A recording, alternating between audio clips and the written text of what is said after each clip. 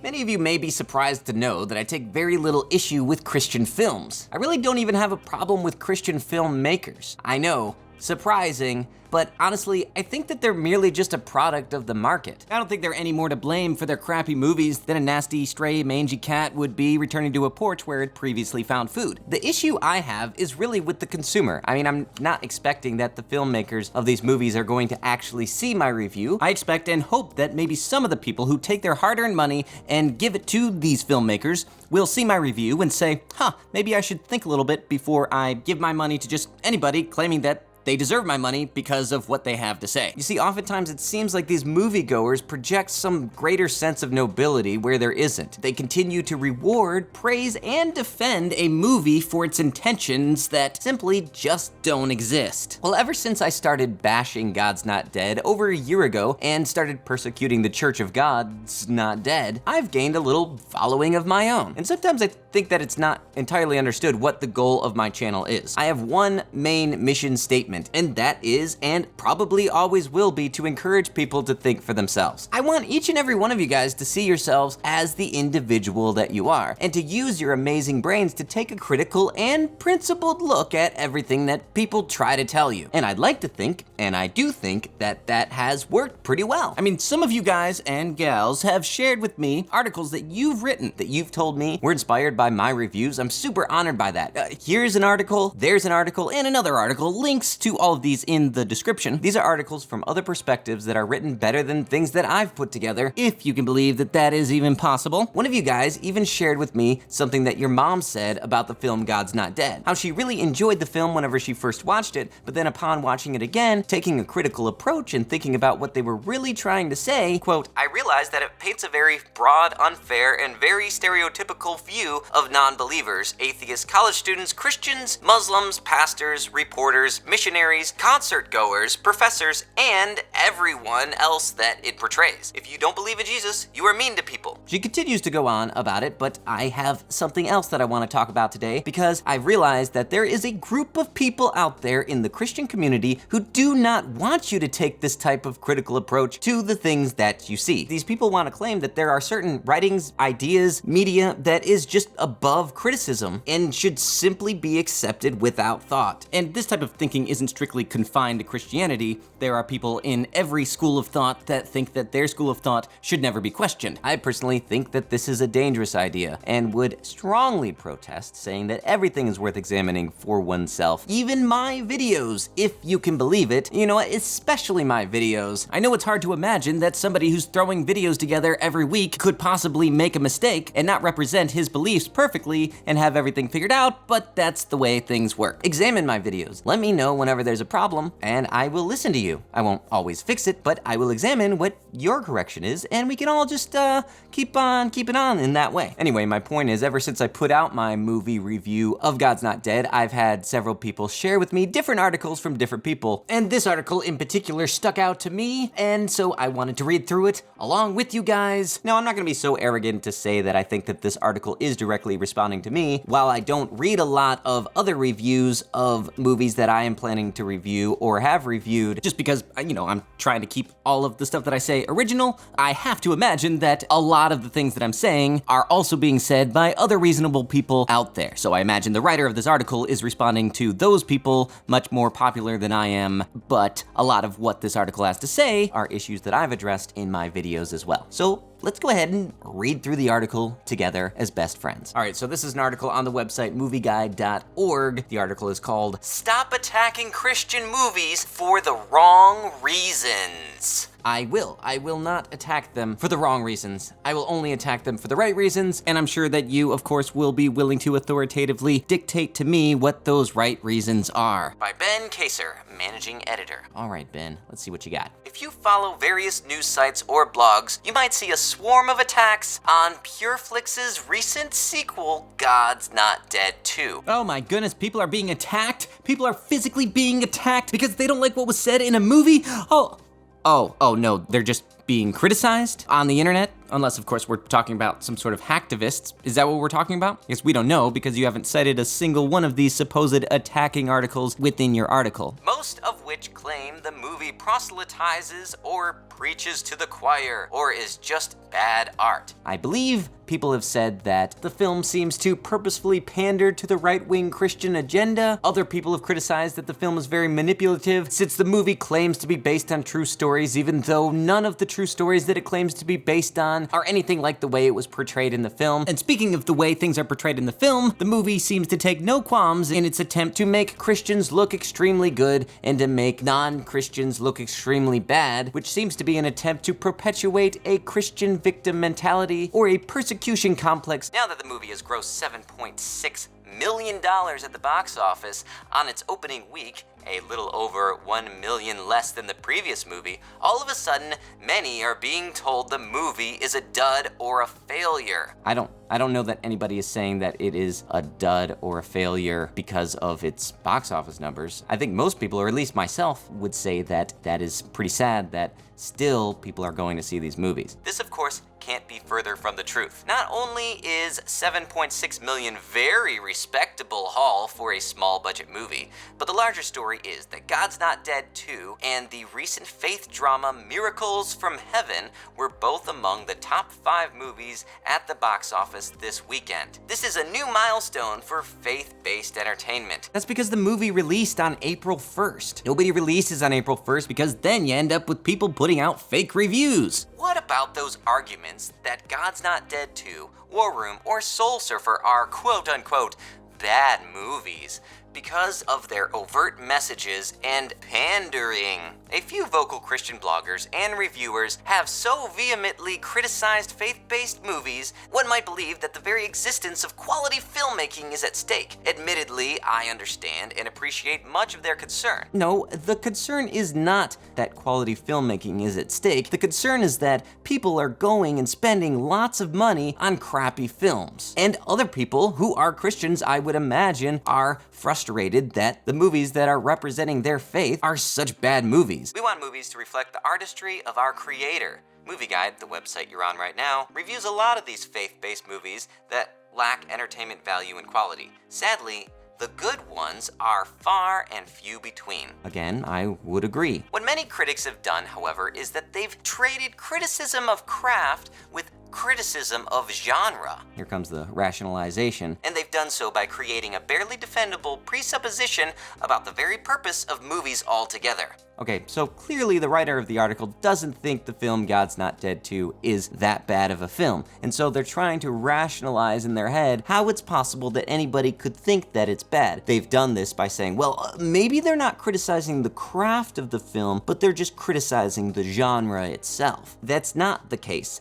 Christian movies is not a genre. Christian movies is a market. It has nothing to do with the artistic choices of the director. For example, if you were to make a found footage film and someone were to watch it and they say, well, this doesn't make any sense because the camera is shaking all over the place, then you could say, well, actually, that's just a stylistic choice by the director to make it a found footage film. It's within that genre. However, whenever you say it's a Christian movie, it's a niche market, and you can't say that poor quality or bad scripting is merely an attribute of that niche market and then just call it a genre. In the eyes of those critics, God's Not Dead 2 isn't a bad movie because of the bad acting, bad cinematography, or even bad writing. It's bad in their eyes because a movie that preaches and teaches, by definition, can't be a good movie. By definition, if you poorly execute character development, have bad in-your-face dialogue, and simply teach and preach a message instead of telling a story, that is bad writing. People try to do this all the time with YouTube videos as well. If you watch a YouTube video and you've got someone looking at the camera and you've got jump cuts, well, that's a stylistic choice, and that's just kind of how people do things on YouTube. But if what you're saying is poorly thought out or irrelevant to the topic, then you are leaving yourself open to criticism, and someone can say, hey, I think that this was a poorly written presentation of what you're trying to say. There's nothing wrong with the lesson being taught in your film, but if the lesson is being taught to the audience rather than the character learning something on their own, then people are going to criticize that. One could write a whole book about subjectivity/objectivity of art, and many have. What I'd like to do is challenge readers to reconsider the definitions that have been given by secular critics. If those critics are to be consistent with their presuppositions, they can't criticize God's Not Dead 2 for having a message or for being one-sided. Yes, I'm sorry. It's not that the movie is bad, it's that I have the wrong definition of good because of what my secular society has told me. But to complain that a movie or story takes a side would mean that a movie should always be amoral or neutral. This movie seems like it was made specifically to perpetuate a narrative, not to tell a good story, and because of that, it's a bad film. If this was possible, imagine if Selma or Schindler's List didn't take sides, and the filmmakers chose not to make any statement about how life should be in those real-life situations. They would be bad movies, not just artistically, but morally. It's very funny to me that you mentioned Selma here. I feel like you have showed your hand so blatantly that I probably don't even need to go on. I mean, you can look at movies like Schindler's List and Selma, and then look at a movie like God's Not Dead, and the difference between those films are obvious even to somebody who doesn't study film. It's not that I agree with everything in movies like Selma or Schindler's List, but those movies told their story and presented their message in a quality way. I mean, one of the biggest problems that I have with Selma is that it portrays anybody who is fighting for states' rights to be a bigot and discriminatory against the civil rights movement. So in that regard, yes, it perpetuates a narrative and comes across very preachy at times. That is a criticism of that film. But given all of the other aspects of that film, I can let it go because the movie was very entertaining and enjoyable. However, God's Not Dead 2 is not the same movie. You can tell when you watch either of those movies which movie is better. Let's stop attacking movies for saying something and instead have a discussion over what's being said. All right? Great. I have always done that. Are teachers really being fired for mentioning a historical figure known as Jesus? I don't believe that they are. All of the cases at the end of the film God's Not Dead refer to moments whenever teachers refused to do their job because they didn't believe in homosexuality or abortion. And because of this embellishment of the truth, it feels unnatural, not believable, and not organic to the story, and that is bad writing, and that is why the movie seems one-sided, and that is why people are complaining about it. Are pastors being forced to pass their sermons into the government to review to make sure they're politically correct? Yes, these things are happening. No, these things are not happening. These things have happened in Houston, and immediately it was stopped. And if they were happening to Muslim Americans, Hollywood would notice, and the rest of liberal America would too. What does that have to do with anything? Are you saying that Muslims are a part of liberal America? I don't think Muslims are extremely liberal. You know, it's very funny to me that you even bring up the liberal agenda because what you're saying here is such an SJW approach to this situation. It's full of emotion and it's not grounded in any logic or facts. I'm sure you think it would be great to have a special safe place where Christian movies could live and not be criticized, but there is a true way to tell if a movie is good or not. If it's telling a story, painting one side as extremely perfect and another side as extremely evil, and it is supposed to be based in reality, and the elements and characterizations and the agenda that's being pushed doesn't feel organic to the plot, then it is poor writing. The truth is, many movie critics will treat the movie harshly just because they don't like what it says. And that's actually okay. It's time to stop pretending anyone can look at a movie having put aside their entire worldview and decades of thoughts and opinions. The conversation has to change. No, it doesn't. Can movies say something?